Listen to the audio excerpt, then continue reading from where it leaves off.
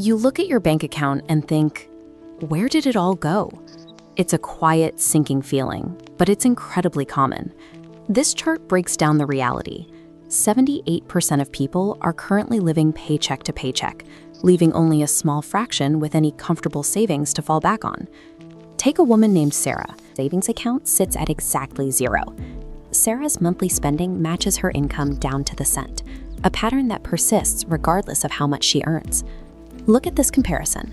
The tall column shows the cost of an average emergency, $1,400. Next to it is the average American savings, less than $400. That is a massive gap between the preparation and the reality of life happening. When life invariably happens and those savings are missing, most people have to borrow to cover the difference. And borrowing to fix today's problem means you are directly pulling money out of your future income.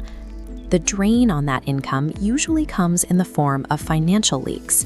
These are the invisible outflows of money that leave your account so quietly you don't even remember spending them. In the moment, they feel tiny. Over time, they cause massive long-term damage. Sarah's first leak was the invisible subscription, 17 recurring payments for things like an unused gym membership, duplicate streaming services, and a premium weather app. That quiet $147 a month meant $1,764 disappeared every single year, for nothing. Then there is the small daily treat.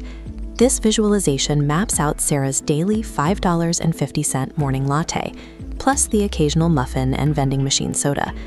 Watch how it adds up across the calendar. That handful of pocket change snowballs into $2,400 a year. The third leak is the surprise expense that shouldn't actually be a surprise. New tires for the car, a cracked phone screen, a dog with an ear infection. Without savings, these go straight onto a credit card. The minimum payments begin, the interest grows, and the trap closes. Reclaiming these lost dollars creates the first few $100s of a safety net without needing a single cent of new income. Let's look at a 10-month timeline to see how Sarah fixed this, starting in month 1. She implemented the 24-hour rule. For any non-essential purchase, a sweater on sale, takeout when there's food at home, she forced herself to wait exactly 1 day.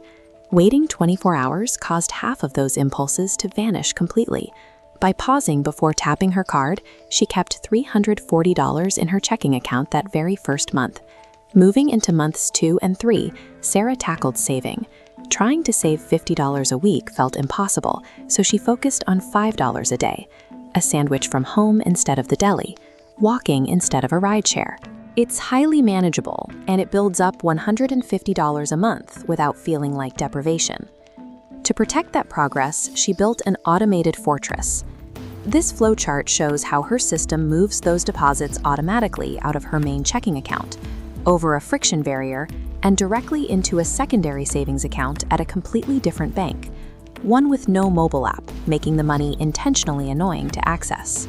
Building early financial momentum relies entirely on these two mechanics: automating the flow of your savings and manually adding friction to your impulsive spending.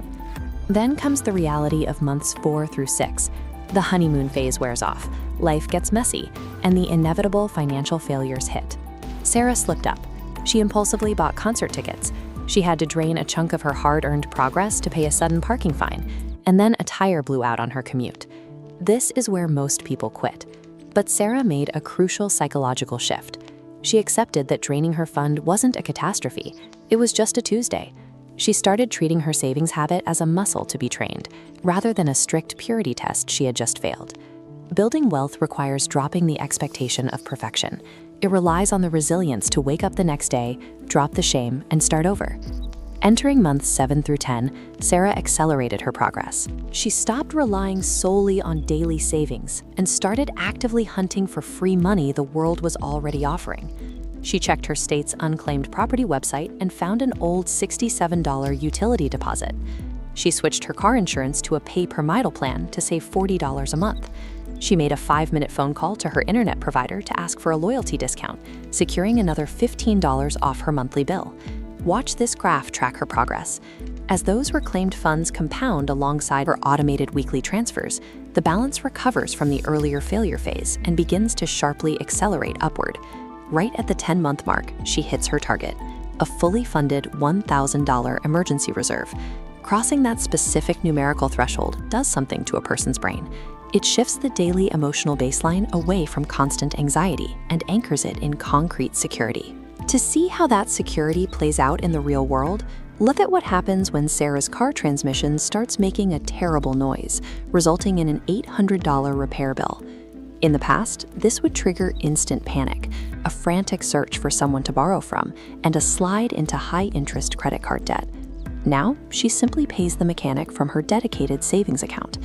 This cash reserve functions as a shock absorber for the household budget, ensuring a broken transmission remains a temporary inconvenience rather than a long-term interest payment. Financial preparation restores your agency. It takes you from being a passive victim of circumstance and turns you into someone with the power to choose how you respond to life. You can start building that wall today. It requires a specific 5-minute mission, and it does not demand massive life changes to execute. Log into your bank account right now and find 3 recurring charges you don't use. Cancel them. Then, open a new, separate savings account online and manually transfer a laughably small amount into it, even just $5. If your current balance is 0, remember that 0 is simply a geographical starting line. It is a number. It does not dictate your future or measure your worth. Taking one deliberate action today stops the cycle of doing nothing. It puts you on the board,